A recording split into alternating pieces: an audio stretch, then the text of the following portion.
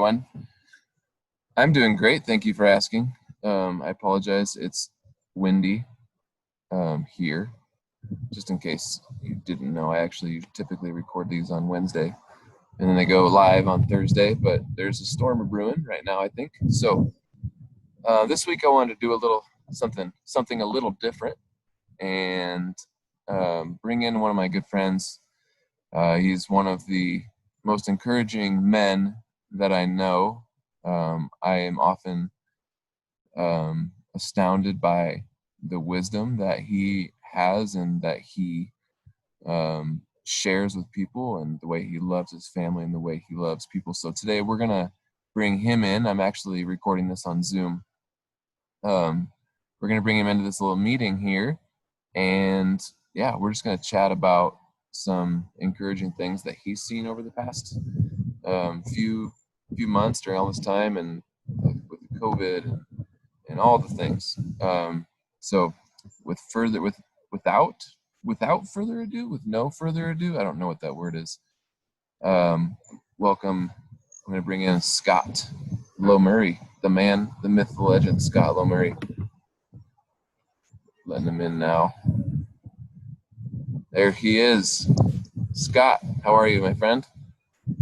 Hey, man. Doing good. How are you? Good. We are recording for the men's chat. It's going to go live Thursday morning. Sweet. Hello, men's chat.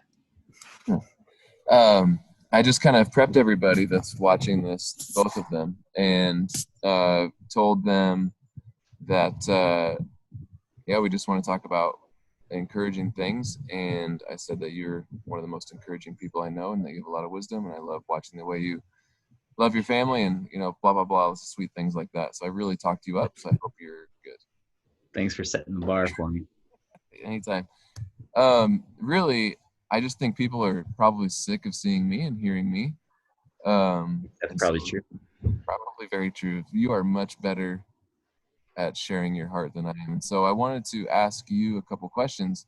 One being, it's been a difficult few months for a lot of people, myself included. I'm sure it's been difficult for you as well. But as you know, I don't like to dwell in the negatives very much. So I kind of want to talk to you about what are some of while recognizing the difficulties of life all around, all the things that are going on, what are some encouraging, positive things that you've experienced in your life, within your family, and in our community in the past few months?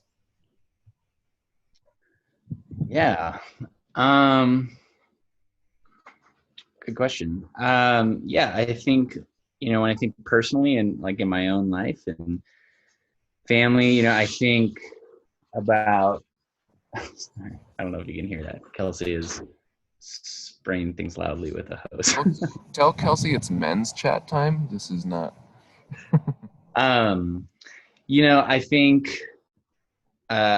sort of the reality of the last several months, in particular with COVID and social distancing and quarantine.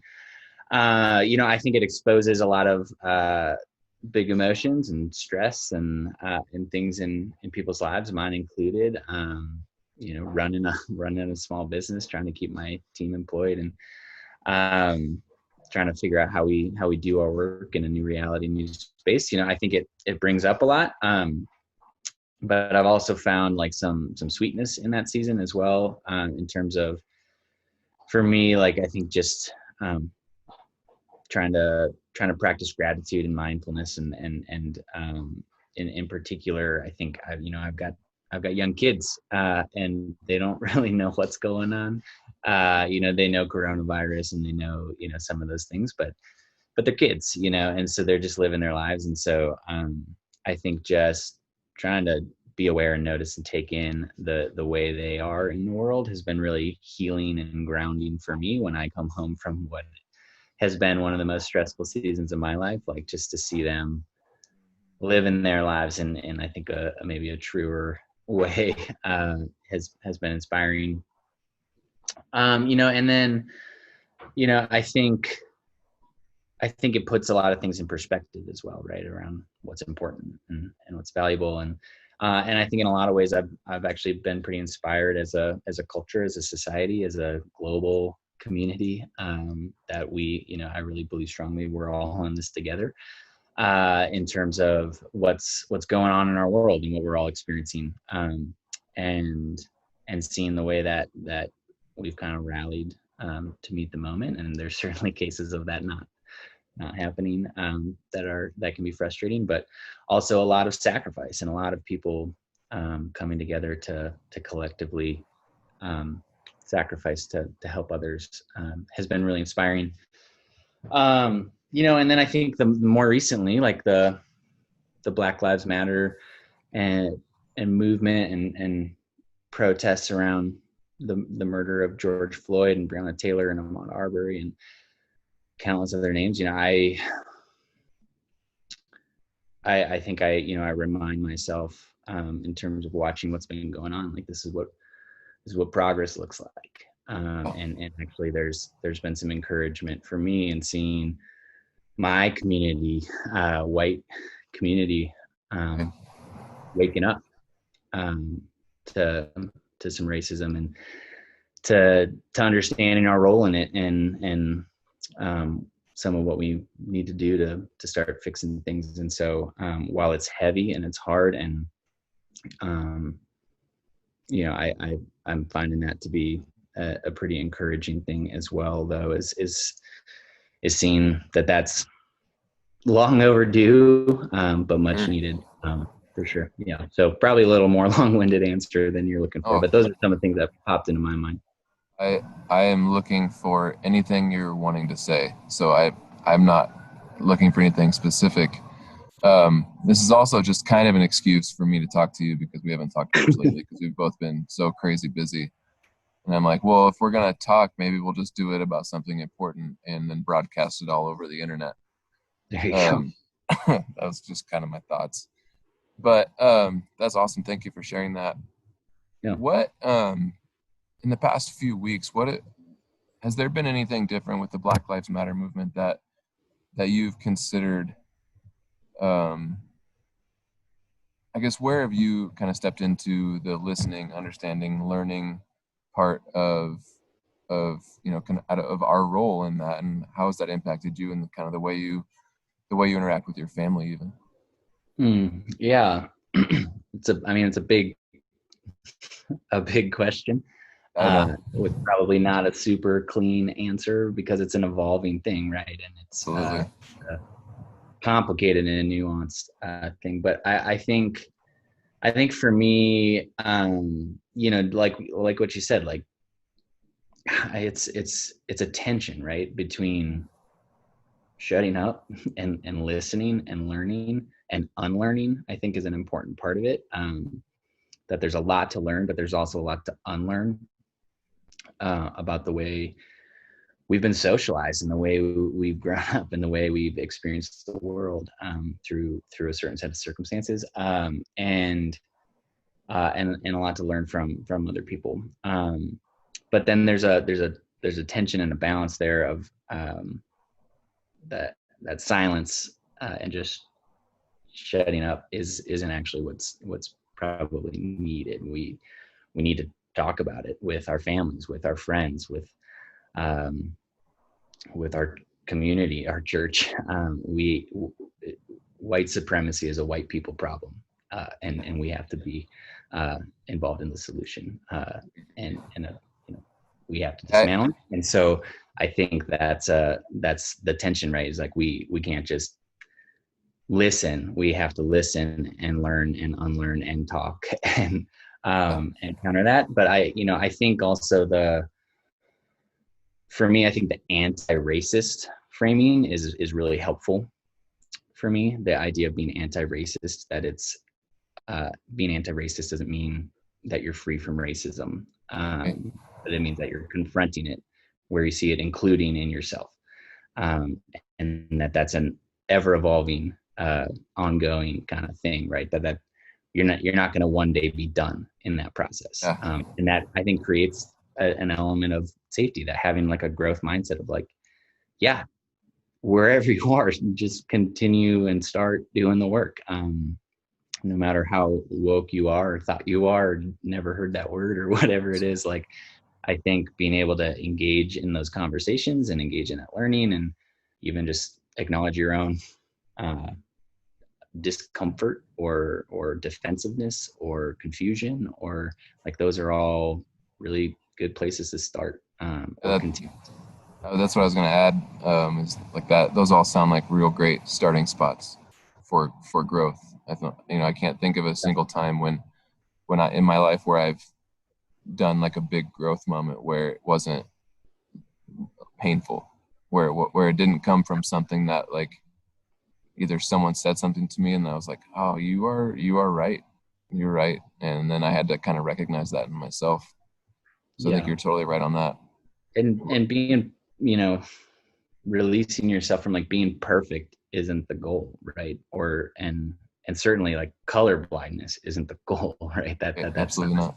not what it's about. And um but continuing to wake up, right? Continuing to individually, organizationally, in your family, in our culture, in our community, in our world, like there's a lot of work to do. And I think, again, like I said before, it's this what progress looks like. It's messy and it goes back and forth and all over, and it's but it's necessary and it's needed. And so I am encouraged that it seems to be a conversation that's happening more and more. You asked about um what I'm doing with my family, and this is actually a story a buddy of mine told me this morning.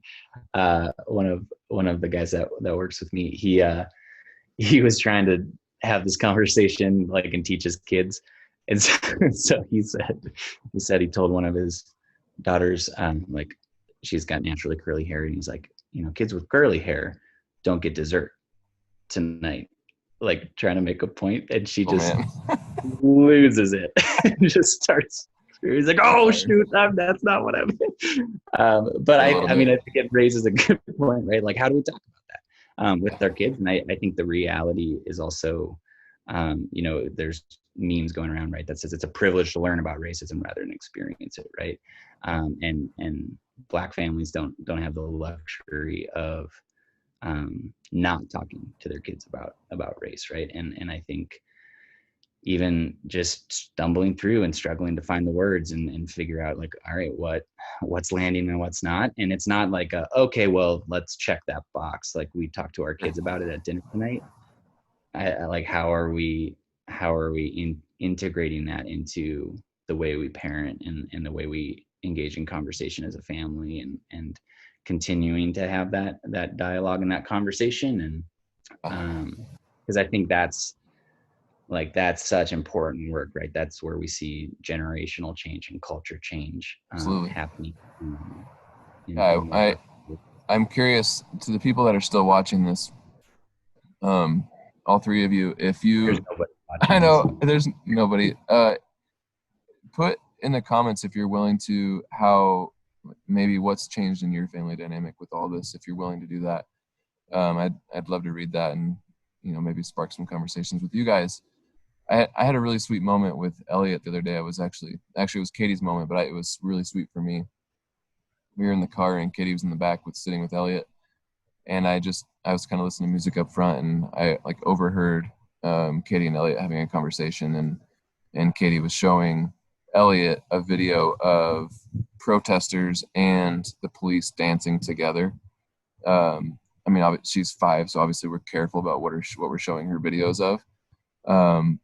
But then I turned the music down and I got to listen to my wife just gracefully talk to my 5-year-old daughter about my 5-year-old, like blonde haired daughter, right? Like she's about as white as it gets, about about her privilege, really.